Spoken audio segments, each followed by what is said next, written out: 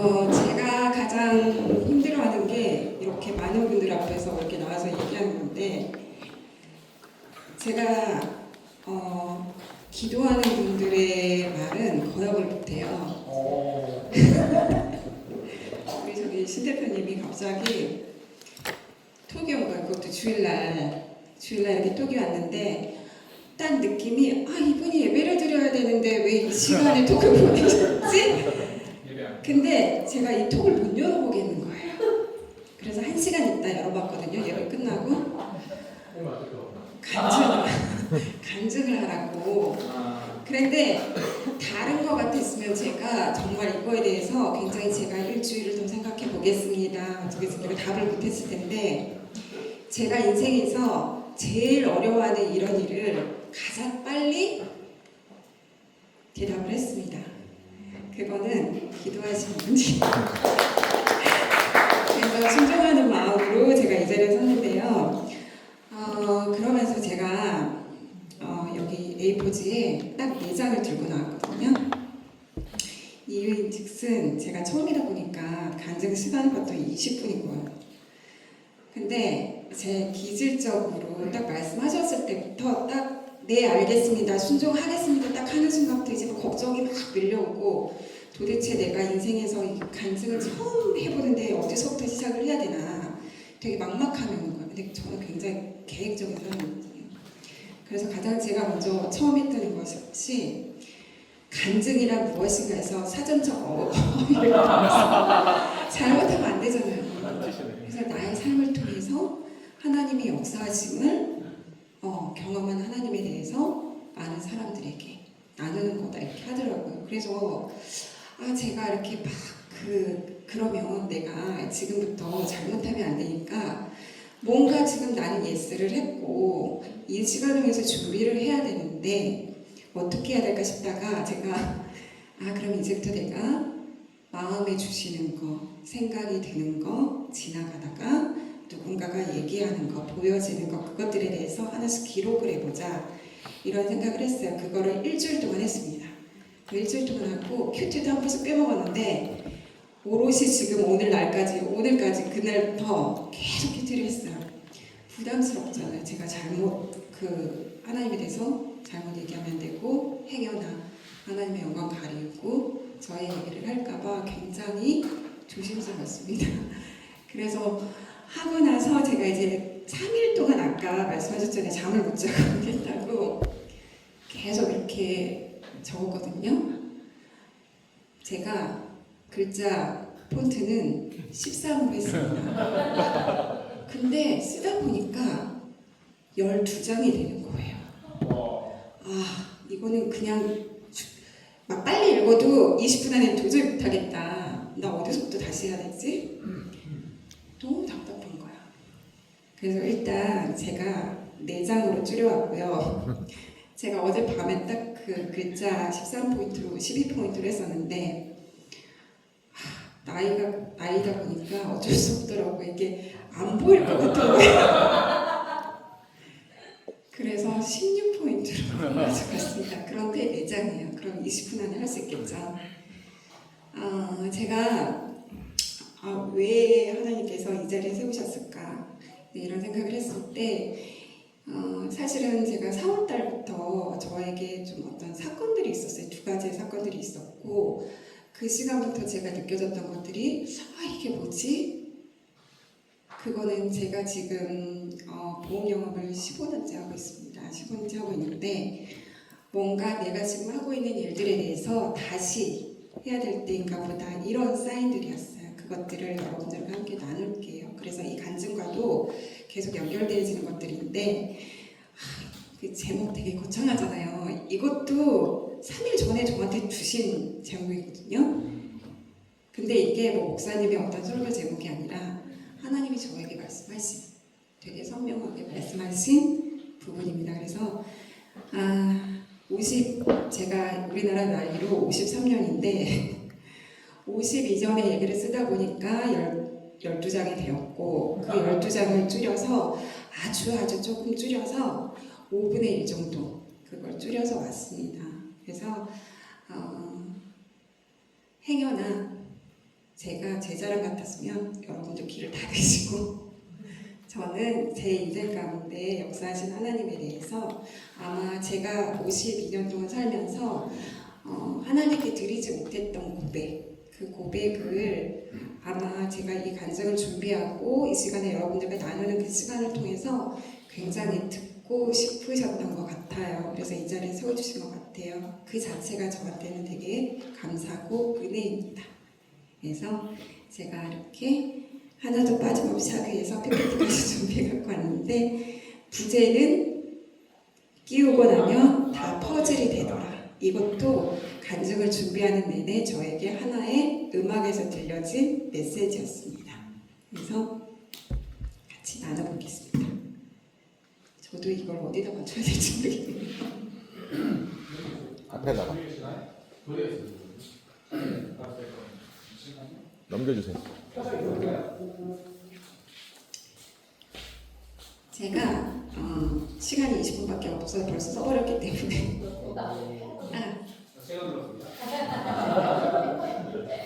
제가 이렇게 딱 하면 눌러주시고요.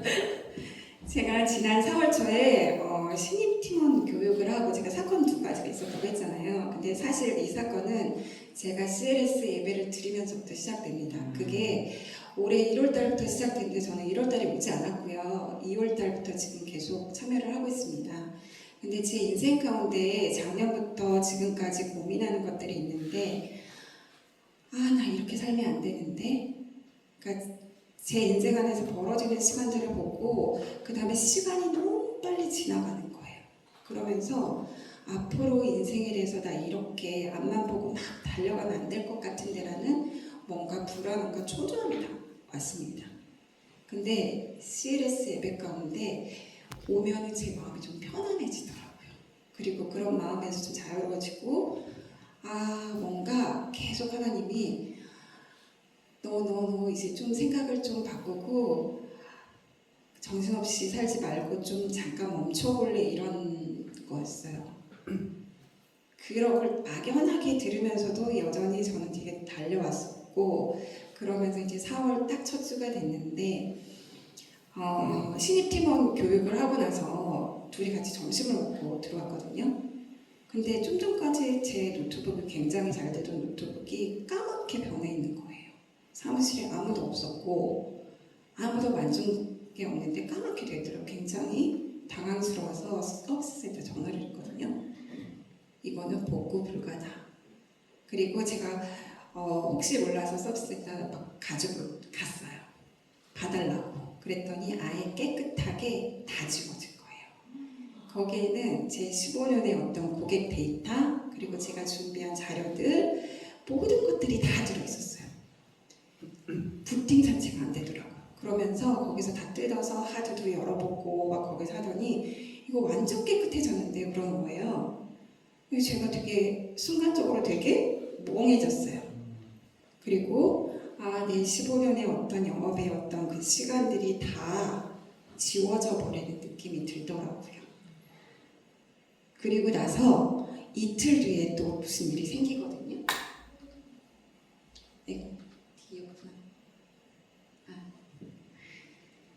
제가 3월 달에 되게 개인적인 일도 많았고 저희 어머니가 굉장히 천국 가시는 줄 알았어요. 그래서 굉장히 되게 힘든 상황이었는데 우리 3월 보험 영업 이슈가 되게 많았잖아요. 그래서 엄청 달렸거든요. 31일까지 거의 막 14시간 가까이 하루에 14시간 가까이 컴퓨터에 있다가 고객들 만나고 만날 시간이 없으면 계속 이렇게 하다 보니까 사람이 내가 좀 몸이 이상하다 이런 상황을 느끼면서도 이제 갑자기 노트북이 그러니까 노트북 빨리 주문해 놓고 몸이 너무 아파서 이제 병원을 가야 되겠는 거예요. 그래서 병원을 가서 수액을 맞고 했는데도 몸이 이상하더라고요. 그래서 올지 약을 먹고 막 버티고 있는데 점점 기침이 심해지고 나중에는 이제 그 가래를 내뱉는데 거기서 피가 나오고 밤에 잠을 못 자고 막 이렇게 되는 거예요. 그래서 무섭더라고요. 왜냐면 저는 한 5년 전에 만 4년을 누워 있었거든요. 그것 또한 이제 제가 말씀드릴 수 없지만 나중에 기회 주시면 또 그것 나눠보도록 하겠습니다. 20분이니까 그래서 제가 이렇게 딱 병원을 다시 갈 수밖에 없는 거예요. 갑자기 건강해지는 어머니. 그래서 가서 검사를 했더니 폐렴이래요. 그래서 바로 입원을 하게 됩니다. 근데 웃긴 거는 뭐냐면 제가 15년 전에 보험을 시작할 때가 3월이었어요. 근데 그때 폐렴균도 굉장히 다양하거든요. 15년 전에 폐렴에 걸렸을 때 균이 되게 흔하지 않는 균인데 참 이런 폐렴을 걸리네 그러면서 이제 제 잘 알고 있는 그 동생이 수간호사였거든요. 그래서 거기서 한 8일을 입원했다가 약물 부작용 때문에 제가 광주에 살고 있을 때 전남대학병원으로 옮겼어요. 약물 부작용 때문에. 근데 약물 부작용이 있으니까 한 달을 입원시키더라고요. 대학병원에서. 이제 그랬던 기억이 있었기 때문에 굉장히 폐렴이라니까 이제 전 되게 그랬죠. 그래서 그랬더니 병원에서는 저의 어떤 부작용을 일으켰던 그 항생제 약이 이런 약은 흔하지 않으니까 아마 안 쓸 거예요. 걱정하지 마시고 일단 하고 검사하러 갔는데 균이 똑같은 균인 거예요. 그래서 일단 대체해서 일주일 동안 또 입원을 하게 되는데 저는 그 와중에도 뭔가 이거 뭐지? 노트북도 이렇게 세팅되고 그러면서 제가 다른 데 같았으면 굉장히 이게 되게 화도 나고 황당하고 했을 텐데 사실 생각보다 되게 편안했어요.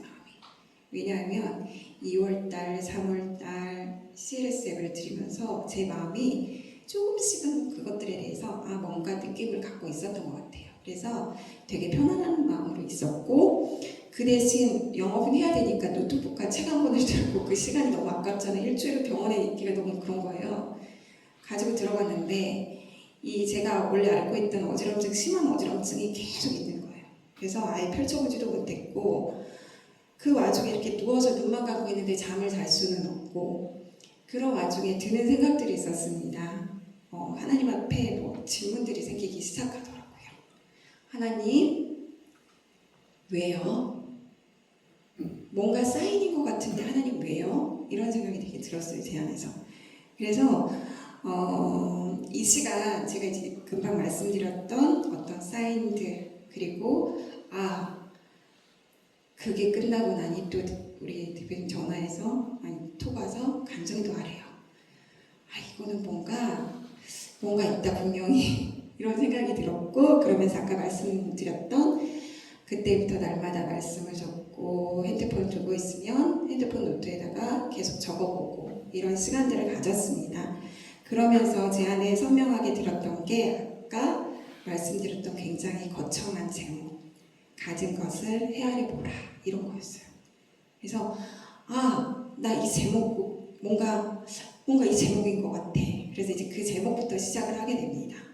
그 제목부터 시작을 하게 되는데 막막했어요. 그런데 제가 그 제목을 적어놓고 시작했던 게 저의 아주 태어나면서부터 그 인생을 제가 거슬러 올라가면서 하나씩 돌아보게 되더라고요. 그 돌아보는 시간이 저한테는 지금 저의 고백을 바꾼 굉장히 은혜의 시간이었습니다. 그래서 그것들을 제가 좀 나누고 싶고요. 저는 삼남 일녀 중에 막내딸로 태어났습니다. 그런데 제가 고등학교 1학년이 되기까지 저희 집의 가전제품이라고는 정말 4발 달린 흑백 TV 아시나요? 흑백 TV 한 대하고 정말 오래된 라디오 하나 그게 있었어요. 저희 오빠하고 되게 나이 차이가 있다 보니까 오빠가 항상 뭐 팝송을 듣거나 그랬던 그 낡은 라디오 한 대가 있었고 그 다음에 제가 고1 때까지 저희 집엔 전화기도 없었고 연탄이었어요. 그리고 저는 학교를 다니면서 보통 이제 그때는 인원수가 굉장히 많았기 때문에 한 학년에 한 1000명 정도 됐거든요. 근데 그 1000명 중에 5명도 안 되는 수학여행 못 가서 도서관에 모여서 자습해야 되는 그 학생이 저였어요. 근데 그 자체를 제가 얘기하지 않았어요. 왜냐하면 너무 가난한 걸 알기 때문에 그냥 얘기하지 않았어요. 이미 애 어른이 되어서 엄마 아빠한테 말해도 안 되겠지 하는 생각이 있었어요. 근데 사실 여러분들 저 볼 때 되게 없어 보이나요? 부티가 나요. 되게 부티나죠? 사람들은 몰라요. 원하지 않은. 그래서 저는 이제 그것들을 내색은 하지 않았지만 저의 참 인생 가운데 남편이 저보다 연하인 건 아시죠? 몰랐어요. 몰랐어요? 역시 센스 있으시네요. 저하고 5살 차이가 나요. 근데 이제 제가 이런 얘기를 한 번씩 할 때면 야 너는 어느 시대 사람이야 이러거든요. 별 세대 차이가 나지 않는데 그런 사람이 있었다고 그런 선생님이 있었다고 하는 얘기들을 하거든요. 근데 저는 그때 당시에 너무 그러니까 왜 이렇게 평범한 것들이 그 1000명 중에 5명? 거기 내가 들어가야 되지? 나에게 평범한 거는 굉장히 사치인가? 이런 생각들을 어릴 때부터 그게 저한테는 이제 상처로 계속 남는 거죠. 그리고 저의 육신의 아버지는 늘 술에 취해서 폭력을 휘두르던 아빠였어요. 그래서 항상 엄마를 때리고 그 다음에 아빠가 술에 취해 들어오면 저는 책상 아래로 숨습니다. 모든 물건을 던지고 옛날 막 담배 피울 때 그 크리스탈 같은 무거운 거 있죠? 담배? 잿더리? 예, 잿더리. 담배도 피우셨으니까 그때는. 근데 그걸 막 던져가지고 큰 오빠가 막 그거 엄마를 안 맞게 하려고 말리면서 그 산산조각 난 데를 막 발로 밟고 가서 큰 오빠가 거기서 피가 철철 나고 하는 그런 모습들도 있고 그 와중에 저는 큰 오빠가 거의 10살 차이가 나거든요. 굉장히 어릴 때였는데 그 밤에 제가 이제 오빠가 걱정이 되니까 막 뛰어나가서 약국을 두드려요. 그걸 어떻게 해결해보고자. 그런 시간들이 되게 많았어요. 그리고 이제 어린 시절을 비롯해서 성인이 되자마자 제가 20살이 되자마자 아빠는 이제 협심증이라는 큰 수술을 받게 되시고 그 다음에 이제 그때 당시 수술 받고도 언제 이렇게 저분을 병원에서 나가더라도 돌아가실 수 있다 그런 얘기를 들었는데 굉장히 긴 세월을 살아오십니다.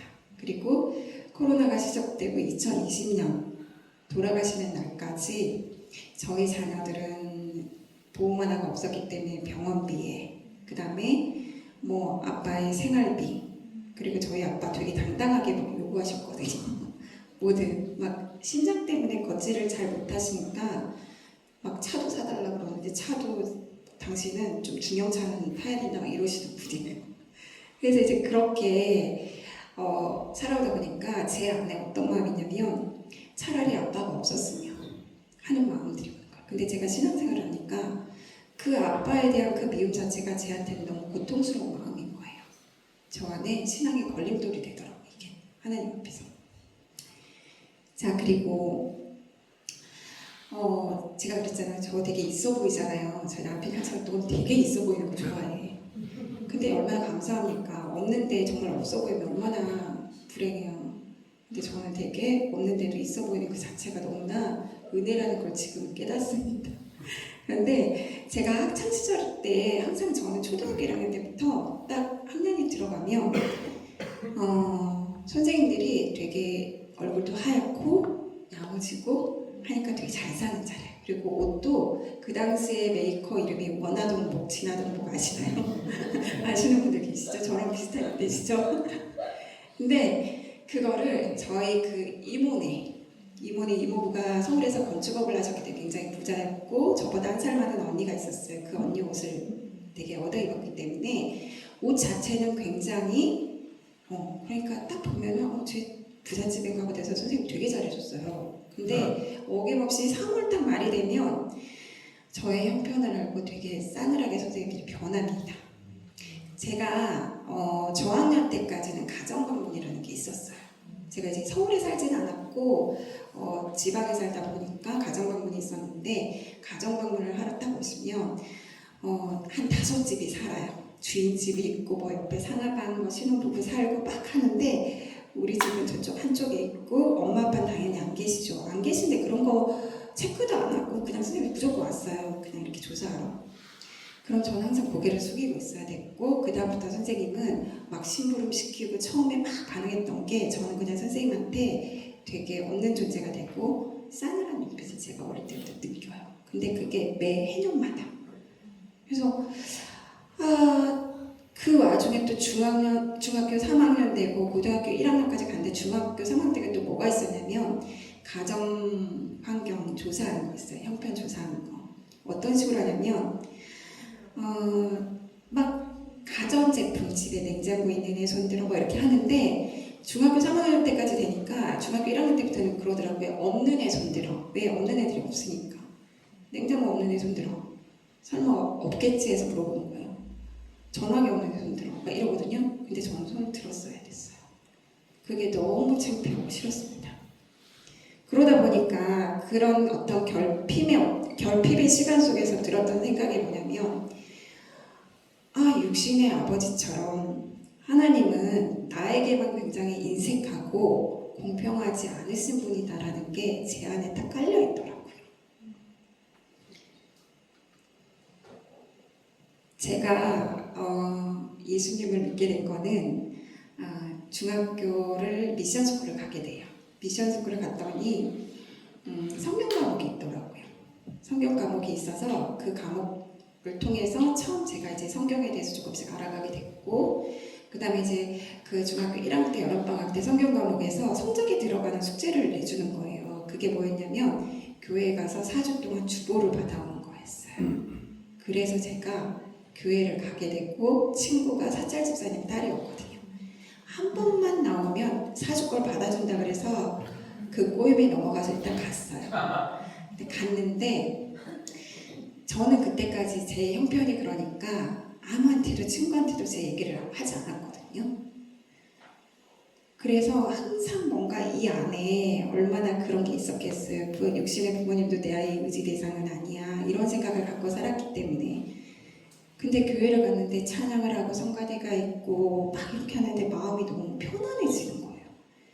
그래서 제가 그다음부터는 친구가 말하지 않아도 굉장히 열심히 교회를 나가고 심지어는 중학생인데도 새벽 기도회를 다녀요. 그리고 사찰집사님 딸이었기 때문에 토요일마다 교회 청소를 하는데 그 친구가 항상 본당 청소를 하더라고요. 아버지를 도와서. 저는 그때부터 그 친구를 도와서 그게 너무 좋았어요. 가서 교회 청소를 하게요. 토요일마다. 이제 그런 시절을 보내요.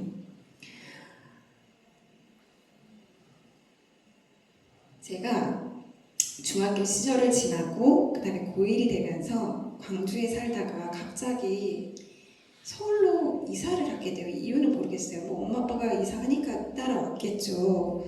그래서 서울로 이사를 하게 됐는데 그 동네가 어디냐면 저희가 지금 예배드리고 있는 이 동네입니다. 그래서 자양동 이쪽으로 이사를 왔어요. 이사를 왔는데 이제 고2로 딱 넘어가는 그 시점에 왔는데 집이 어떤 집이었냐면 지하였고 그 안에는 화장실이 없었어요. 그냥 방 하나에 문턱 하나를 두고 그냥 방 하나, 그리고 여기는 부엌방이라고 하는 그런 방이었어요. 굉장히 여전히 내가 그렇게 이렇게 고등학생이 되고 하는데도 저희 집안은 굉장히 궁색한 형편이었죠. 그리고 오빠들은 제가 고등학생이니까 3년 동시기니까 다 이제 성인이 되는데 각자 뭐 군대를 가기도 하고 뭐 각자의 삶들을 그냥 오빠들도 알아서 책임지면서 살고 있던 그런 시절이었어요. 형편이 그러다 보니까 제가 엄마는 제가 상고를 가길 원하셨거든요. 빨리 가서 취업을 해라. 이제 그러셨는데 저는 되게 대학을 엄청 가고 싶었어요. 그래서 제가 부모님께 처음이자 마지막으로 거역했던 게 나 인문계 갈 거야 해서 인문계 고등학교를 갔던 것이고 그래서 이제 서울 왔을 때 당연히 인문계 고등학교로 전학을 갔겠죠. 갔는데 고3이 되는 어느 겨울날 딱 3으로 고2에서 고3이 되는 어느 겨울날 엄마의 손가락 오른쪽 손가락 3개가 절단되는 사고가 일어나요. 끔찍한 사고가 일어나요. 그 마음은 그러니까 사고가 나기에는 참 희한한 그런 마음이 들더라고요. 그날따라 항상 12시까지 공장에 가셔가지고 12시쯤 퇴근하는데 새벽 1시가 된 다음 주 그때부터 이제 심장이 막 뛰는 거예요. 그러더니 그런 사고가 났더라고요. 그래서 엄마는 그때부터 집 밖으로 나오지도 않으시고 되게 우울증과 그래서 누워 계시고 저희 집에는 엄마가 그나마 경제적인 어떤 그런 걸 하고 계셨고 엄마가 이렇게 누워 계시니까 저는 이제 서울로 오고 나서 교회를 못 다녔거든요. 교회를 제가 스스로 갔지만 저를 좀 이렇게 챙겨줬으면 좋겠는데 되게 낯선데 뭐 교회를 두세 군데를 갔음에도 불구하고 그냥 왔나 그리고 이러더라고요 다들. 그래서 안 가게 됐던 것 같아요. 근데 이제 그 엄마를 보고 나서 제가 느꼈던 게 제가 교회 갔을 때 그 편안했던 마음 있잖아요. 아무도 의지할 수 없었지만 우리 엄마가 교회 나가서 저런 편안해졌으면 좋겠다. 내가 느꼈던 그 편안함을 느꼈으면 좋겠다 해서 제가 그 절망 끝에 계신 엄마한테 교회를 나가라고 권합니다. 다행히도 감사하게도 엄마가 나가셨어요. 나가셨는데 나가시자마자 엄마는 그때부터 하나님께서 굉장히 사랑하시고 은혜를 주셔서 새벽 제단을 계속 나가십니다. 그리고 처음하면 말씀에 대해서도 모르는데 말씀을 깨닫는 은사도 굉장히 많이 주세요. 그래서 다양한 은사를 주시고 기도의 체험을 하게 하시고 막 이런 것들을 하는데 처음에는 이제 아빠가 굉장히 핍박을 해요. 성경도 찢어버리고 막 하는데 어떤 한 계기를 통해서 아빠가 변화가 됩니다. 막 핍박을 하고 성경 찌고 나가시다가 3일 만에 전화가 와서 어떤 강도사님 댁에서 전화가 와요. 강도사님이라고 하는 분한테 내가 있는데 걱정하지 말아라. 나 가서 예수 믿겠다 하고 돌아오셔서 예수를 믿게 돼요. 근데 뭐 변화되었다고 해서 우리의 스포리디가 한순간에 바뀌진 않잖아요. 그래서 뭐 돌아가신 그날까지도 뭐 항상 뭐 당당하게 요구하시고 그런 건 있었습니다. 그런데 그런 아버지에도 불구하고 2020년까지 아빠가 예수를 믿고 물론 넘어졌다 일어나고 넘어졌다 일어나고 하는 시기가 있었지만 아빠가 이제 그때부터는 당신의 그 힘든 어떤 발걸음 많이 걷지를 못하시지만 항상 야쿠르트를 사가지고 다니시면서 사람들에게 하나님 자랑을 하고 다니십니다. 그래서 전도를 되게 많이 하셨어요. 그리고 하나님 자랑하시다가 천국에 2020년도 때 가셨습니다. 이제 그런 어떤 제가 느꼈을 때 돌아보니까 사실 저 이거를 지금까지도 몰랐거든요. 근데 이번 그 시간들 간증을 준비하는 시간을 통해서 제가 느꼈던 게 저의 가장 아픈 조각이잖아요, 그게. 그런데 그 아픈 조각이 가족 구원이라는 굉장히 가장 귀한 어떤 조각이 되더라고요. 그래서 이번에 그게 되게 저한테는 아까 부제를 적었던 것도 다 이유가 있습니다. 그래서 이제 그런 저의 삶이 또 있었고, 그다음에 엄마 사고로 인해서 제가 이제 취업을 해야 됐다고 했잖아요. 그래서 고3이 되면서 이제 그때 엄마 사고가 일어나고 나는 경제적인 것들을 엄마가 했었는데 더 이상 내가 대학의 꿈을 가질 수가 없구나라는 생각을 했어요. 그런데 그때 어떤 일이 벌어지냐면 딱 그때 삼성그룹의 회장으로 취임한 지 5, 6년쯤 되셨을 거예요. 이건희 회장님이 굉장히 많은 개혁들을 하시는데 그 해에 어떤 개혁을 하냐면 파격적인 인사개혁이 있었습니다. 그게 뭐였냐면 학력, 나이, 뭐 연공서열 이런 것들을 따지지 않고 그냥 의지가 있고 능력이 있으면 다 뽑을 거야. 이게 생긴 거예요. 그러면서 저희 형편을 아시니까 다임스에 부르더라고요. 너 이거 한번 이거 지원해 볼래? 그러더라고요. 그때는 그게 뭐지? 일단 지원했어요. 대단하지 않습니까? 저 이것도 몰랐거든요. 딱 그때 생겼다는 걸 몰랐는데 생각해 보니까 하나님은 저를 위해서 시대의 흐름까지 예비하셨어요. 이건희 회장님이 딱 준비해 주시고 저를 제가 어떻게 고등학교 그냥 그렇게 인문계 다니다가 어떻게 삼성그룹을 가겠습니까? 지금 뭐 이렇게 스카이를 나와도 삼성그룹 들어가기 쉽진 않잖아요. 그런데 그 고등학교 때 삼성그룹을 들어가게 되고 들어갔더니 또 뭐 자기개발이라는 명목으로 뭐 7사제 조기 퇴근제가 생깁니다. 7시에 출근해서 4시에 퇴근하고 그 이후의 시간은 너희들의 개발을 위해서 해라 이런 시간에. 그럼 제가 뭘 했겠어요? 야간 대학을 다니게 됩니다.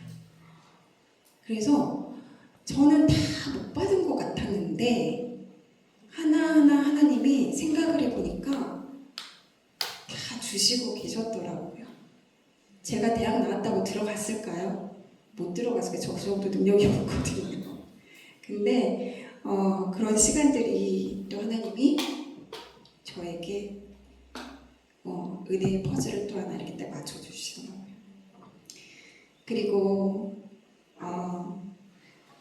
만만치 않은 그렇다고 해서 그리고 막 이렇게 하는 건 아니고 저희 사람들이 제가 아까 이제 5분의 1 정도만 말씀드린다고 그 이후에도 굉장히 만만치 않은 참 일들이 많았습니다. 모든 영역에서 좀 여유롭기보다는 저는 항상 굉장히 치열하게 싸우고 달려야 하는 그런 삶들을 살아요. 많은 것들을 경험하면서. 그런데 심지어는 저 남편하고 살 때도 그렇고 남편도 인정을 할 거예요. 저희를 물론 그런 이유가 분명 있으실 거예요. 구름기둥과 불기둥으로 인도하시기도 하고 만나와 메추라기를 주시기도 하고 그런데 딱 거기까지 딱 그 정도만 이스라엘 백성처럼 그러시더라고요. 그래서 제가 이제 이걸 또 정리하면서 하나의 어떤 얘기가 생각이 났는데 제가 20대 후반에 제가 되게 존경하는 여자 전도사님이 계셨어요. 굉장히 영성 있는 전도사님인데 그분이 저한테 말씀하셨던 게 생각이 나요. 선이 넌 가난한 게 복이다. 그 부족함 때문에 하나님이 보이는 거야. 응? 네 그거 아니었으면 넌 절대 하나님 안 믿었을 애야. 그러시더라고. 근데 사실 그렇거든요. 저는 되게 제가 하면 뭐든지 된다고 생각하는 사람이에요. 단지 환경 때문에 그랬지. 근데 그게 이제 이거를 또 적으면서 제가 생각했던 게 뭐냐면 그 전도사님의 말씀이 어떤 거였냐면 넌 가진 게 참 많아. 단지 가난한 거 그거 하나 부족함 때문에 너가 하나님을 만나고 찾는 이유고 그게 너에게 가장 큰 복이란다. 이런 말씀이더라고요. 그래서 그때는 인정할 수 없었는데 지금은 그게 너무 인정이 돼요. 자, 그리고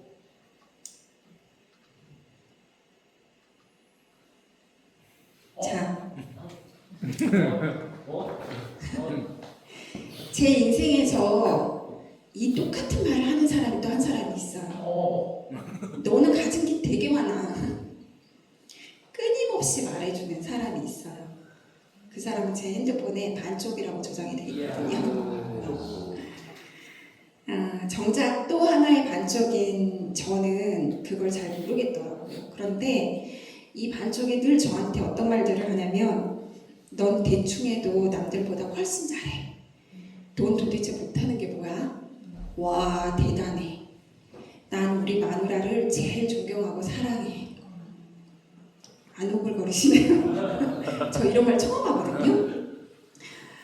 남편도 놀랐을 거예요. 제가 이런 말 하는지. 근데 제가 이제 늘 계획적이고 굉장히 완벽주의 때문에 제가 불안감이 굉장히 많은 사람이에요. 또 어릴 적 그걸 준비되어지지 않으면 제가 뭔가를 준비하지 않으면 저는 되게 불안하기 때문에 부모님이 그걸 안 해줬으니까 그게 너무 강해요. 그래서 불안감이 굉장히 많아서 항상 하나님보다 앞서서 저는 안전대책을 먼저 세워요. 굉장히 계획을 많이 세워요. 근데 하나님은 저랑 정반대의 기질의 남자를 만나게 하시더라고요.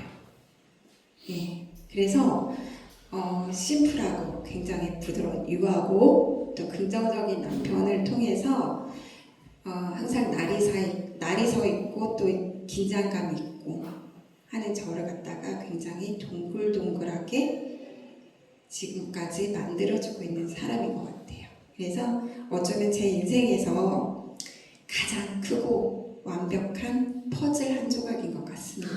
저기 뒤에 있는 사람이 맞나요? 맞나요? 자, 그래서 제가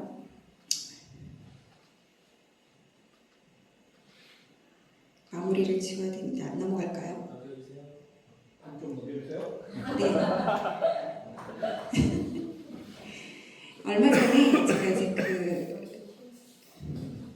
차를 타고 가는데 저희는 노래를 되게 많이 듣거든요. 근데 거기서 노래가 흘러나오는데 딸이 굉장히 흥분하면서 하는 얘기가 있어요. 정말 대단하지 않아? 어떻게 이런 가사를 써? 너무 좋아.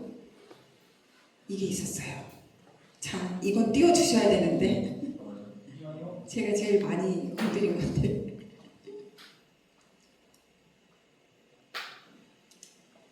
여러분들 요즘 많이 듣는 노래일 거예요. 그 딸의 어떤 그 얘기를 듣고 제가 그 다음 넘겨주세요. 아시죠? 우리 악동 뮤지션 요즘 되게 하는 거거든요. 깊은 데에 슬픔이 오는 건 아름다운 마음이야. 쫓아내지 말고 품어줘라. 아주 예쁜 돌이 된단다. 햇빛 뒤에 그늘이 있는 건 사랑스러운 모습이야. 밝은 미소를 짓지 않아도 사랑할 이유가 많단다. 너의 웃음과 조화로운 너의 눈물. 이보다 더 좋은 것은 없어. 흐린 날도 화창한 날도 시린 날도 끼우고 나면 다 퍼즐이 될 거야. 우리 딸의 꼬칭이 제일 마지막 부분이에요. 근데 정말 맞는 말이더라고요. 제가 보니까 4월에 어떤 사건들과 간증을 준비하는 시간을 통해서 하나님은 제 인생의 어떤 전반전을 쭉 돌아보게 하셨고요. 그 시간의 결핍을 보는 것이 아닌 제가 가진 것들을 그 시간들을 통해서 하나하나 헤아려 보게 하시더라고요. 그게 저한테는 지금 너무 감사한 거고 여러분 앞에서도 함께 가장 나누고 싶었던 그런 얘기예요. 그리고 지난 15년 정신없이 보험 영업을 시작해서 막 달려왔던 그 시간들을 두 가지 사건들을 통해서 저에게 기억나게 하시고 완전 깨끗하게 새롭게 그리고 깨끗하게 세팅해서 너 인생이 이제 후반전에는 앞만 보고 가지 말고 정말 하나님의 시선으로 잘 살아보라고 저에게 이렇게 귀한 은혜를 주셨다고 생각합니다. 그래서 우리 영업인들 보면은 되게 실적과 결과라는 어떤 숫자 앞에서 굉장히 많이 저희는 흔들리게 되잖아요. 하지만 그 결과보다 중요한 것은 지금 내 손에 들려진 그 퍼즐을 어떤 마음으로 바라보느냐인 것 같습니다. 그래서 여러분들도 하나님은 제가 보니까 단 하나의 조각도 쓸모없는 조각은 하나님이 허락하지 않으시더라고요. 그래서 저희 아까 막 기도할 때도 좀 마음은 아프긴 했지만 분명 하나님의 어떤 퍼즐이 있을 거라고 생각을 합니다. 여러분도 잠깐이나마 없는 것이 아니라 이미 가진 것 그것을 좀 헤아려 보면서 하나님의 은혜를 조금씩 묵상해보는 시간들이 되셨으면 좋겠습니다. 모든 영광 하나님께 올려드립니다.